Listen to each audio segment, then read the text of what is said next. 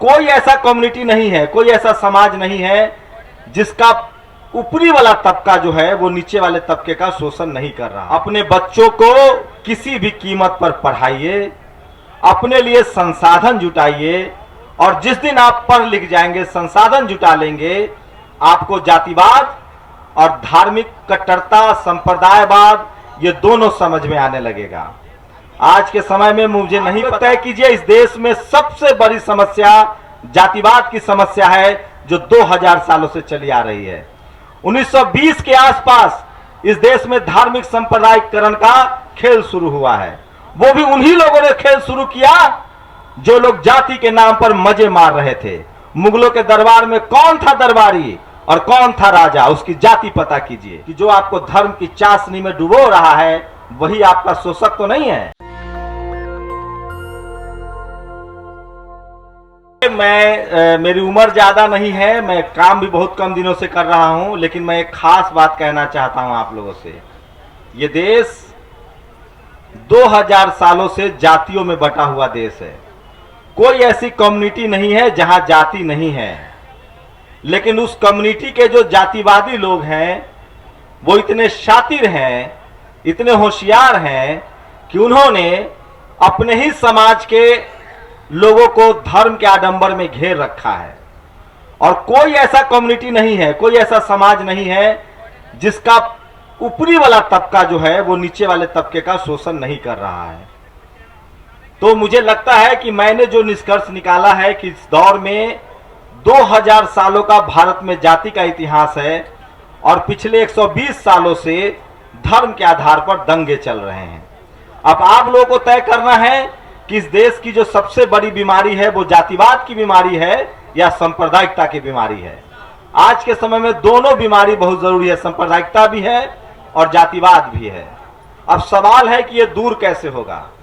मेरा जो आकलन है, मेरा जो अनुमान है, मैं जो समझ पाया हूं कि इस देश में हर आदमी अपनी जाति और अपने धर्म के हिसाब से जब सोच रहा है, तो मैं इस देश के तमाम धर्म और जाति के लोगों से गुजारिश कर रहा हूं कि आप कुछ मत कीजिए, एक काम जरूर कीजिए। अपने बच्चों को किसी भी कीमत पर पढ़ाइए, अपने लिए संसाधन जुटाइए, और जिस दिन आप पढ़ लिख जाएंगे, संसाधन जुटा लेंगे, आपको जातिवाद और धार्मिक कट्टरता, संप्रदायवाद, ये दोनों समझ में आने लगेगा। आज के समय में मुझे नहीं पता भारत में डेमोक्रेसी क्या होगी, कल रहेगी नहीं रहेगी। दुनिया के बहुत सारे देश है जहां डेमोक्रेसी नहीं है। चीन में भी डेमोक्रेसी नहीं है, नॉर्थ कोरिया में भी डेमोक्रेसी नहीं है। भारत में बहुत जिस तरह की लोग अंदेशा जता रहे हैं, लेकिन मैं ये बात जानता हूं कि इस देश में डेमोक्रेसी बचाने की जिम्मेदारी सिर्फ शेड्यूल कास्ट के लोगों ने उठा रखी है, और उन पर कितना बोझ डाला जाएगा। सामाजिक बदलाव की जिम्मेदारी, डेमोक्रेसी बचाने की जिम्मेदारी बाबा साहब ने संविधान दिया, उनके वंशजों ने बड़ी लड़ाई लड़ी है। तथागत बुद्ध ने लड़ाई लड़ी, उसके बाद फूले, पेरियार, अंबेडकर, रैदास, कबीर साहब ने लड़ाई लड़ी, आजादी के बाद जगदेव बाबू ने लड़ाई लड़ी। उन लोगों की पहचान कीजिए जो अपने जाति को लेकर बैठे हुए हैं, और उससे भी ज्यादा खतरनाक है जो अपने धर्म को लेकर बैठे हुए हैं। आखिर बहुजन समाज अपना धर्म भी छोड़ चुका है, अपनी जाति भी छोड़ चुका है, और वो एक सामाजिक एकजुटता की बात करता है, और वो संविधान बचाने की बात करता है। उनकी भी पहचान कीजिए, कौन लोग हैं जो धर्म के नाम पर गोलबंद हैं, कौन लोग हैं जो धर्म के नाम पर राजनीति करते हैं, और उनकी भी पहचान कीजिए जो कौन लोग हैं जो इस देश में जातिवाद बनाए हुए हैं और जो जाति की मलाई खा रहे हैं और उस पर बात भी नहीं करते हैं। आप लोग तय कीजिए, इस देश में सबसे बड़ी समस्या जातिवाद की समस्या है जो 2000 सालों से चली आ रही है। 1920 के आसपास इस देश में धार्मिक सांप्रदायिकरण का खेल शुरू हुआ है। वो भी उन्हीं लोगों ने खेल शुरू किया जो लोग जाति के नाम पर मजे मार रहे थे। मुगलों के दरबार में कौन था दरबारी और कौन था राजा, उसकी जाति पता कीजिए। अंग्रेजों के दरबार में कौन था दरबारी, कौन अंग्रेजों को कह रहा था कि हम विदेश से आए हैं, कौन किताब लिख रहा था, उसका धर्म भी देखिए और जाति भी देखिए। और इस देश का जो 97% चाहे वो किसी समाज का हो, किसी धर्म का हो, किसी जाति का हो, वो शोषित है, पीड़ित है, वंचित है, और उसमें उसके अपने ही समाज, अपनी ही जाति और अपने ही धर्म के लोगों का हाथ है जो उसको समझने नहीं दे रहा है। तो ये समझ में आएगा कैसे? इसका एक ही रास्ता है, फूले, पेरियार, अंबेडकर, जगदेव प्रसाद, मानवर कांसी राम साहब, इन तमाम महापुरुष जिन्होंने उतनी ही किताबें लिखी, चाहे गुरु गोविंद सिंह हो, जिन्होंने किताबें लिखी हैं, जिन्होंने इस देश में नो रेस नो कास्ट, उन लोगों की पहचान कीजिए।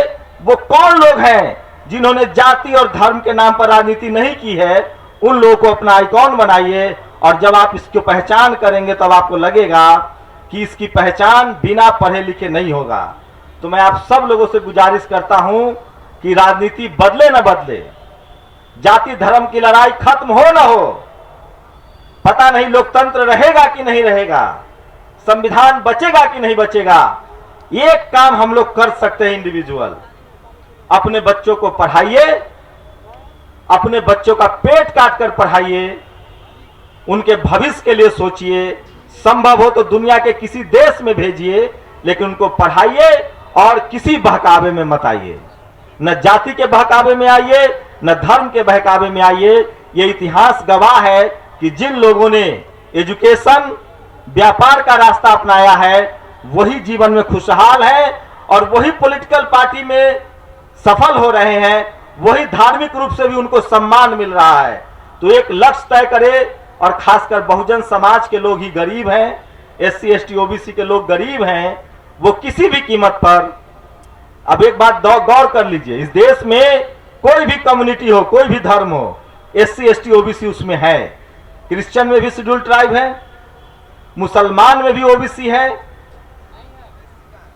मुसलमान में OBC कह रहा हूं, ध्यान से सुनिए जो सुनना चाहते हैं, SC ST OBC कह रहा हूं मैं। चाहे वो सिख समाज हो, वहां भी OBC है, SC है, मुसलमान हो वहां भी OBC है, और हिंदू हो वहां भी SC ST OBC है। मैं इन लोगों से, खासकर SC ST OBC के लोगों से कहता हूं कि जाति और धर्म के इस जाल से निकलिए, अपने बच्चों को पढ़ाइए, और जब आप पढ़ाएंगे तो आपको पता चलेगा कि जो आपको धर्म की चाशनी में डुबो रहा है वही आपका शोषक तो नहीं है। और इसको समझने के लिए आपको पढ़ना लिखना पड़ेगा। इसलिए संत गाडगे जी ने कहा है कि पेट काट कर, कम खाकर, किसी भी कीमत पर और कहीं मत पैसा दो, अपने बच्चों को पढ़ाओ लिखाओ, उसी में आपका मुक्ति का मार्ग है। शुक्रिया। नेशनल दस्तक की आपसे गुजारिश है कि अगर इसको बचाना चाहते हैं तो नेशनल दस्तक को सब्सक्राइब करने के लिए रेड कलर के सब्सक्राइब बटन को दबाएं, फिर बेल आइकन की घंटी दबाएं। नेशनल दस्तक को बचाने के लिए बहुत जरूरी है कि हर खबर को शेयर करें, लाइक करें, कमेंट जरूर करें।